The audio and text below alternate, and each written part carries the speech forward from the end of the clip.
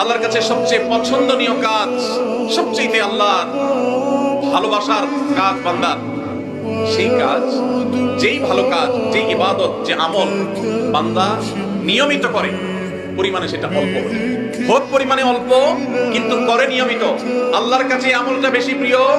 সেই আমলের তুলনায় যে আমল একসাথে অনেক করা হয় কিন্তু পরে আর করার কোনো খবর নেই। কেউ রমজানে কোরআনে কারীম 2 খতম দিয়েছেন, মাশাআল্লাহ, কেউ 3 খতম দিয়েছেন, কিন্তু রমজানের পরে কোরআনে কারীম 3 খতম, 2 খতম, 1 খতম দেয়া তো দূরের কথা,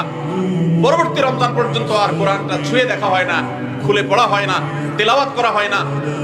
1 পৃষ্ঠা পড়ার সুযোগ হয় না। তাহলে এই 3 খতম 2 খতমের চাইতে রমজানে কেউ যদি 1 খতম কোরআন দেন অথবা তার চেয়ে কমও কোরআন তেলাওয়াত করেন, কিন্তু রমজানের পরে সেই কোরআন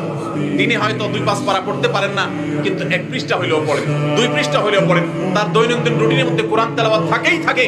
আল্লাহর কাছে ওই 3 খতম দেওয়া কোরআন তেলাওয়াতকারীর চাইতে মাত্র 10 পারা কোরআন তেলাওয়াত করেছেন যিনি রমজানে, কিন্তু রমজানের পরেও সেটাকে ধরে রেখেছেন, পরিমাণে অল্প হলেও আল্লাহর কাছে এই দ্বিতীয় ব্যক্তি অনেক বেশি শ্রেয় এবং প্রিয়।